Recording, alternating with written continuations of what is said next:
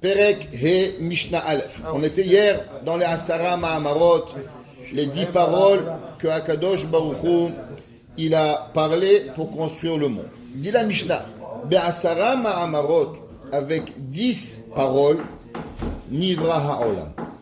Uma Talmud Loma. Et qu'est-ce que c'est venu nous apprendre? Pourquoi Dieu, il a eu besoin de dire 10 fois des paroles? On a vu, c'était 9 fois Vayomer et 1 fois Bereshit. Ve'alo be'ma'amar echad yachol eibarot.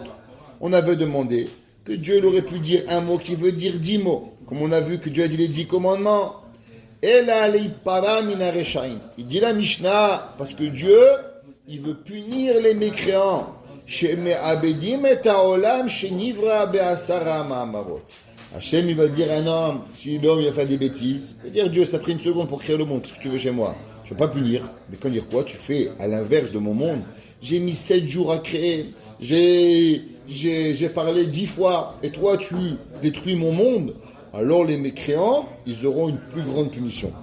Veiten sachar tov la tzadikim. Et les tzadikim, ils auront une plus grande récompense.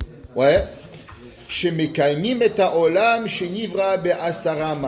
Que eux, ils ont reçu que le monde a été créé avec 10 paroles. Dit le Rabbeinu Yonah, Be'asara ma'amarot nivra ha'olam uma tamudom. Mi Bereshit, c'est quoi les 10 paroles? Et depuis le mot Bereshit, Ve'ad vayichulu, qui est jusqu'à vayichulu, Katuv tisha pe'amim, est écrit 9 fois, le mot Vayomer. Ou Bereshit, Nami Ma'amaru. Et le mot Bereshit, il est aussi une parole. Il dit, d'où est-ce que tu sais que le mot Bereshit, c'est une parole? Peut-être que le mot Bereshit, c'est une pensée. D'où est-ce que tu sais que le mot Bereshit, ça veut dire une parole? Peut-être que le ciel et la terre, la première création, elles ont été créées dans la pensée de Dieu. Il y a eu 9 paroles. D'où est-ce que tu sais? Il dit, Rabbeinu Yonah, c'est marqué dans Tehillim 33, verset 6. Bidvar Hashem Shamayim Na'asu. C'est marqué avec la parole de Dieu, le ciel a été créé. Et où était créé le ciel? C'est marqué Bereshit, Bara Elokim. Donc tu vois que c'est marqué Bereshit, Bara Elokim et Hashamayim et Haaretz. Et David Amelech, il écrit dans Tehillim, Bidvar Hashem Shamayim Na'asu. Ouais. Alors tu vois que le traduction du mot Bereshit ne veut pas seulement dire au commencement dans la pensée, mais veut dire aussi dans la parole. C'est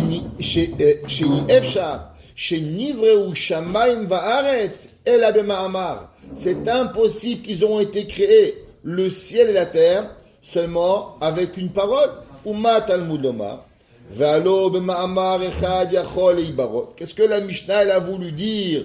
Que Akadosh Baruch Hu, il aurait pu les créer avec une parole. Qu'est-ce que la Torah, elle est venue nous apprendre?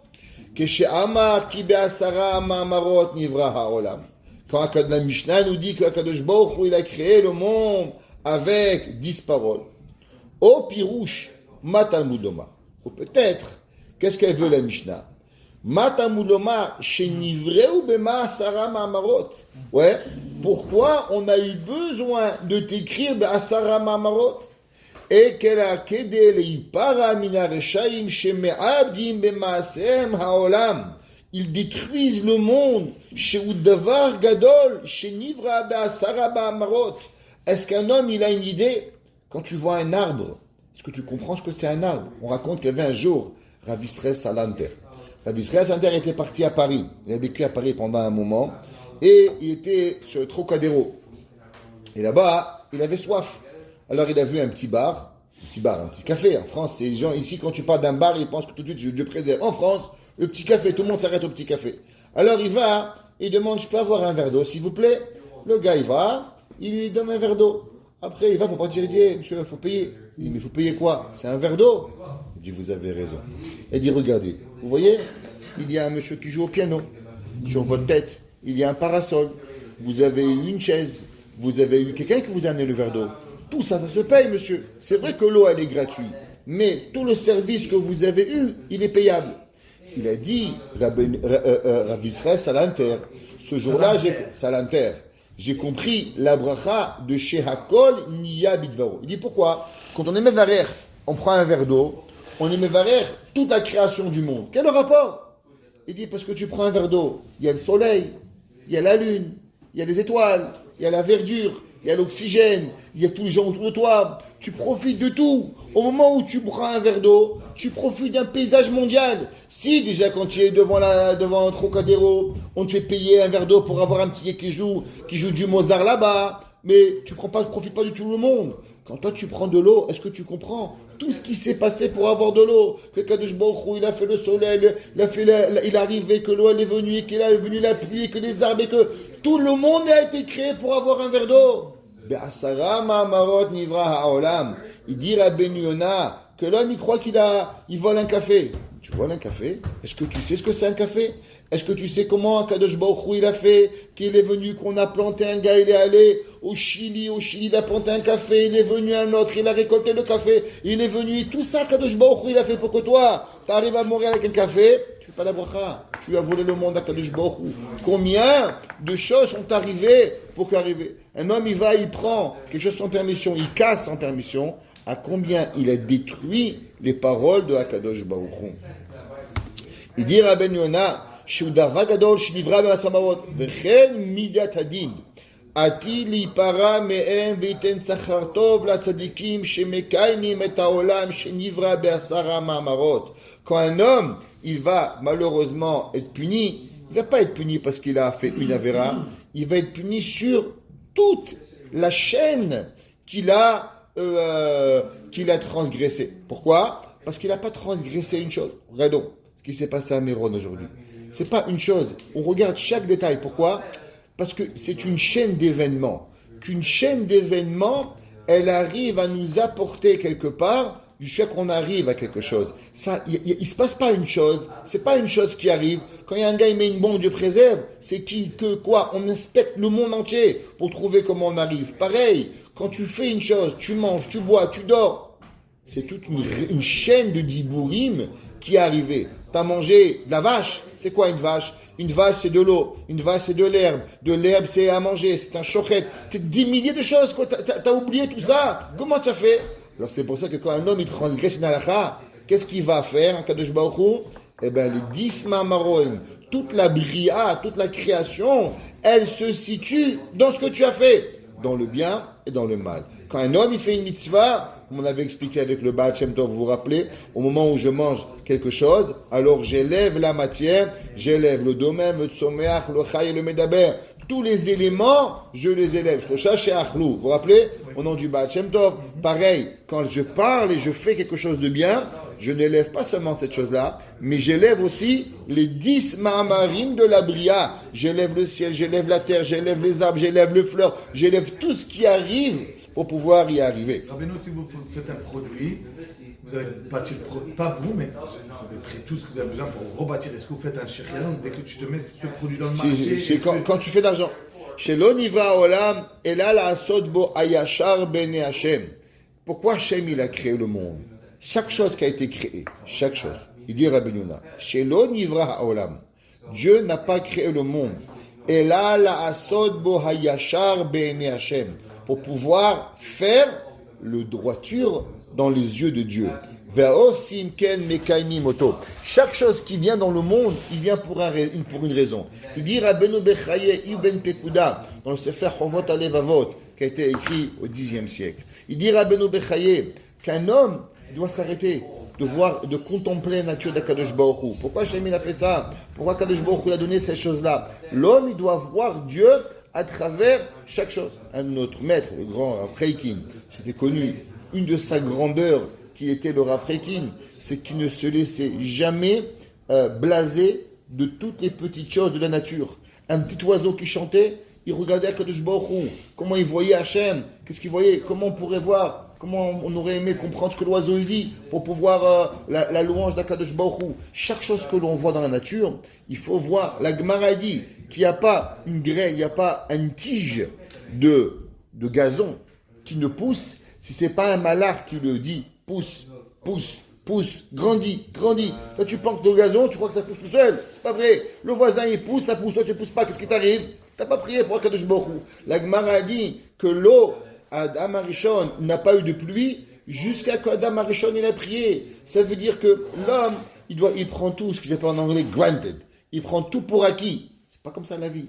La vie, elle est pas pour acquis. Rien dans la vie, il doit être pris pour acquis. Des années, on a fait une chose, ça a marché. Et un jour, ça marche pas. Mais pourquoi ça marche pas? Pose-toi la question à l'inverse. Pourquoi ça a marché pendant 10 ans? Pourquoi ça a marché pendant 10 ans? Toi, tu crois que c'est simple. Moi, je pose la question à l'inverse. Toi, tu crois que action-réaction. Et un coup, ça marche de nous. Pourquoi? C'est pas juste. Faux. Ça aurait jamais dû marcher. Et Akadosh Baruch Hu, il fait que ça a marché. C'est un miracle que ça a marché, que tu as fait. Et maintenant, le jour où on t'enlève, alors automatiquement, la personne, elle doit se poser des questions. Il dit, le Baal Shem Tov, c'est marqué dans le Sefer, Degel Mahan Ephraim. Sefer Degel Mahan Ephraim qui a été écrit par l'oncle de Rabbi Nachman de Breslev. Dans Sefer Degel Mahan Ephraim, là-bas, il pose une question. Et il dit, pourquoi Adam Arishon, il a eu besoin de manger? Pourquoi Dieu, il lui a créé pour manger? Pourquoi Adam Arishon était un ange, plus qu'un ange? Il était au-dessus des anges. On avait rappelé, je ne sais pas si vous vous rappelez déjà, qu'il y a, là hier on a fait le cours, que la Neshama des hommes, elle est plus élevée que les anges. Donc si la Neshama, elle est plus élevée que les anges, pourquoi les anges, eux, ils ne mangent pas, et nous on mange? Pourquoi on a eu besoin de manger? On va dire que Adam Arishon, après la faute, il devait manger. Mais Adam Arishon, avant la faute, il était plus grand. Les malachim, ils ont pensé qu'Adam Arishon était Dieu. Adam Arishon, il était grand comme tout le monde. Sa tête est touchée le soleil. C'est marqué dans le Midrash. Ouais, en un pas, il est d'un côté du monde, de l'autre côté du monde. Il faisait en un pas, il faisait tout le monde, Adam Arishon. Il était un homme géant, grand, intelligent, beau. Ce que les malachim ne pouvaient pas avoir, Adam Arishon était. Alors pourquoi il a eu besoin de manger? Il dit le Degel Mahan Ephraim, quand c'est marqué dans la Igeret, dans la lettre du Baal Shem Tov qu'il a écrit, il dit que Adam Arishon, il a eu besoin de manger pour apprécier Dieu. Pourquoi?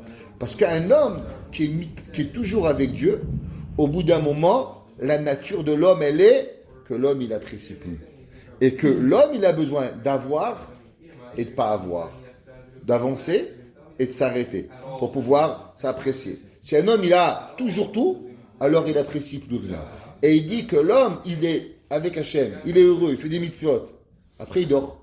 Il se réveille le matin. Waouh, je t'abbarre chez Molahad, je suis vivant. Merci mon Dieu, je prie, je mange, je fais chez Akol, Bisonot, Adama, prends une Torah, je t'abbarre chez Molahad.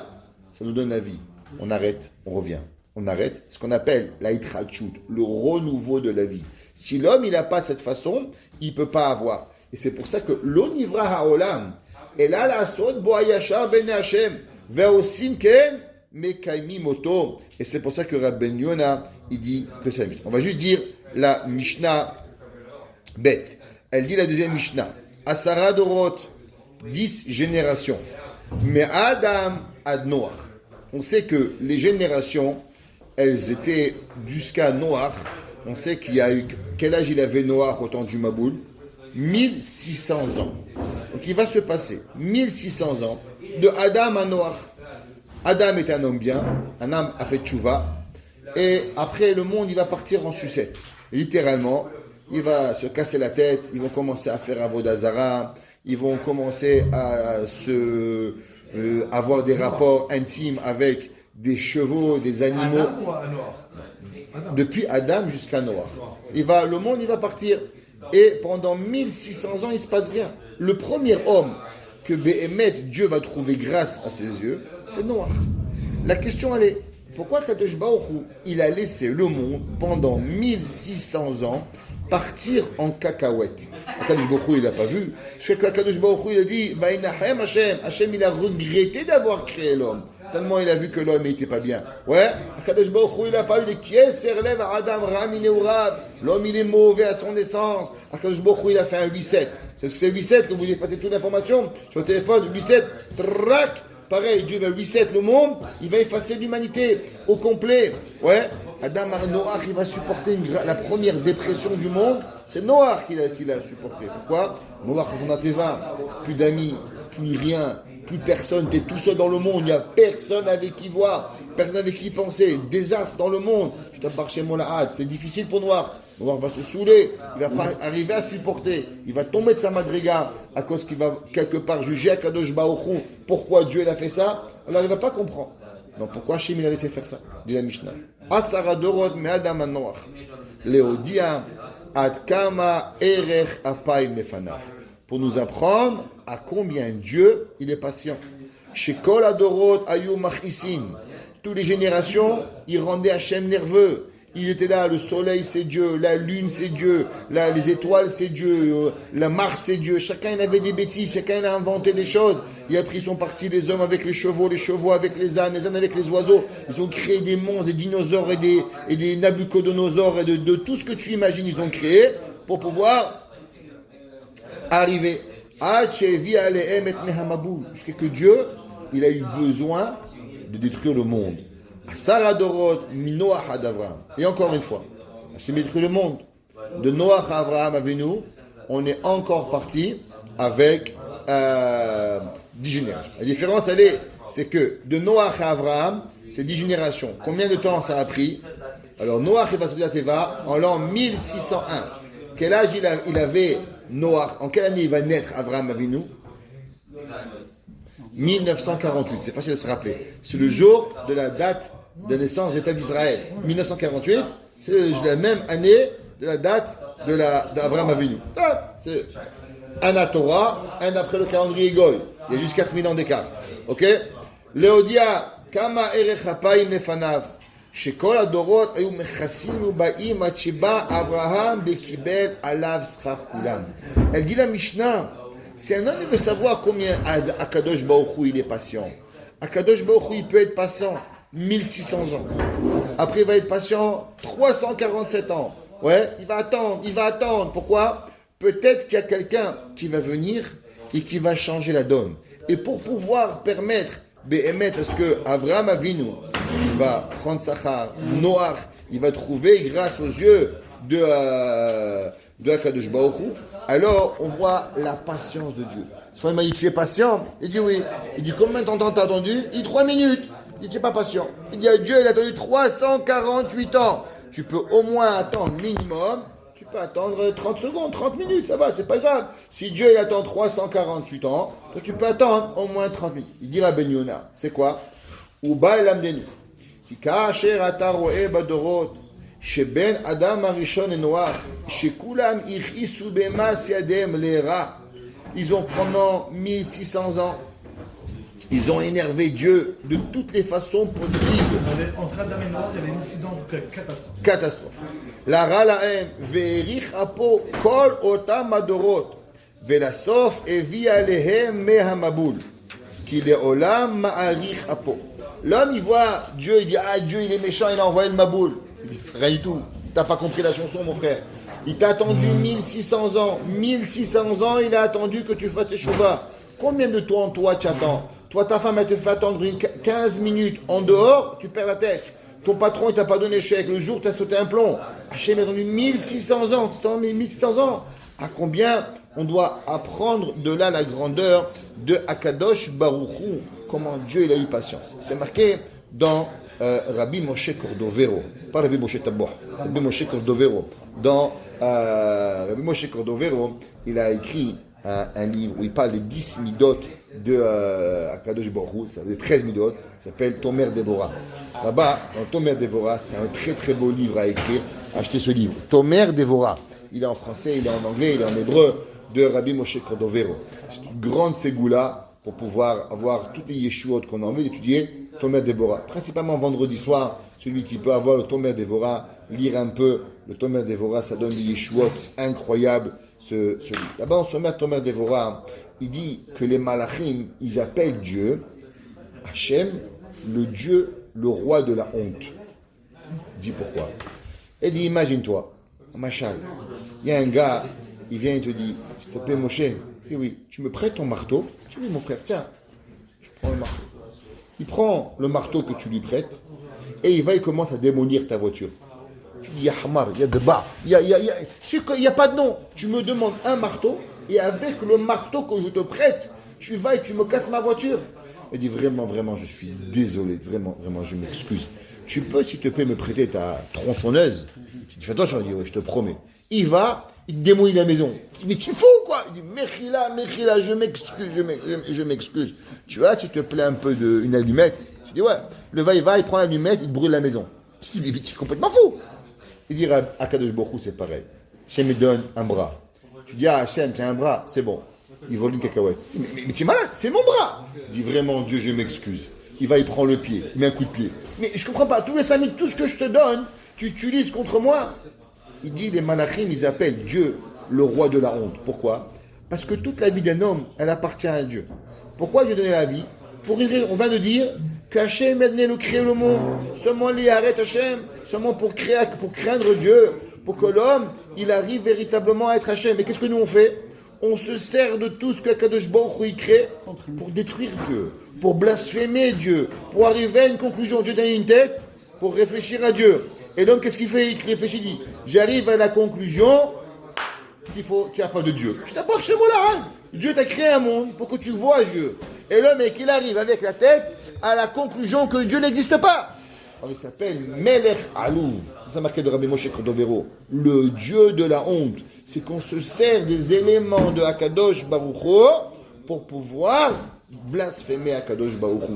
Comme ça qu'il écrit Rabbi Moshe Cordovero. Et c'est ça que l'homme, il doit voir, Béhémet. L'homme, il doit voir que ce que Akadosh Baruch Hu il a fait, c'est seulement pour pouvoir être marichapo. Ken tarshov le galutenu. Ouais. Lahem verichapo kotam adorot. Ofem maboul. Kilola marichapo. Hachem, à chaque moment, il est patient. Ken tarshov le galutenu. Ça aussi doit réfléchir maintenant à notre exil. Aïdé aromaïm.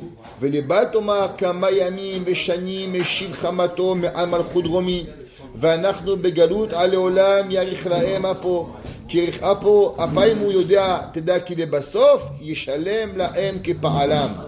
Il dit Rabbeinu Yonah, c'est déjà nous. On a fait des petites erreurs. On a supporté 2 ans d'exil, 2000 ans d'exil, 1953 ans d'exil. Pourquoi? Pour qui? Bon, on n'a pas été gentils entre nous. Tov, mais on aime Hachem. Boré Olam, Shtabar Shem Olad. Il y a des parents hier, ils sont perdus. Ils ont dit merci à Kadosh Baruch Hu. Il y a un enfant qui est mort. Le père a dit que son fils il est en train de mourir. Il disait Hachem, je t'aime. Shtabar Shemo. C'est pas humain d'entendre des choses pareilles. C'est le Ham Israël. Si déjà nous, on a fait des péchés et on prend 1950 ans d'exil, qu'est-ce que tu crois qu'il va se passer aux Romains? Qu'est-ce qui va se passer à l'Amérique? Qu'est-ce qui va se passer à l'islam? Qu'est-ce que tous ceux qui ont blasphémé à Kadosh Baruch Hu qui va laisser passer? Nous, on n'est pas les euros qu'on doit défendre Dieu. Dieu peut se défendre tout seul. Mais une chose que c'est, sache, 1000 ans. C'est déjà arrivé dans l'histoire qu'Hachem il a donné 1000 ans d'attente. Il a donné 2000 ans d'attente, mais à la fin, il va les faire payer. Ou yodea teda ki lebasof yeshalem lahem kepa'alam ou kemasi yadehem veigalenu. Et Dieu, il va nous récompenser, il va nous dévoiler, et il va nous délivrer. Viyoshienu, ki erech hapayim gadolu. De la même façon que Dieu, il a su être patient pour punir, Dieu, il va savoir être patient pour pouvoir nous dévoiler. Ah beharit ayamim, poked avonot rishonim, uma'ei kademunu achamecha klenu meod. Et à la fin du temps, Kadosh Baruch Hu, il va faire payer à chacun, à tous les goïms, leurs fautes, leur méchanceté qu'ils ont eu envers nous. Et que Kadosh Baruch Hu, même si ça prend du temps, nous avons la Emouna chez les mains. Que Kadosh Baruch Hu, il nous donne la récompense. La même façon que Dieu a su être 1600 ans patient avant de punir, pareil à Kadosh Baruch Hu, il est Eman, et on le choisit, et on a confiance en lui, qui va nous apporter Geoula chez les mains, Bimhera Beyamenu, à très court terme.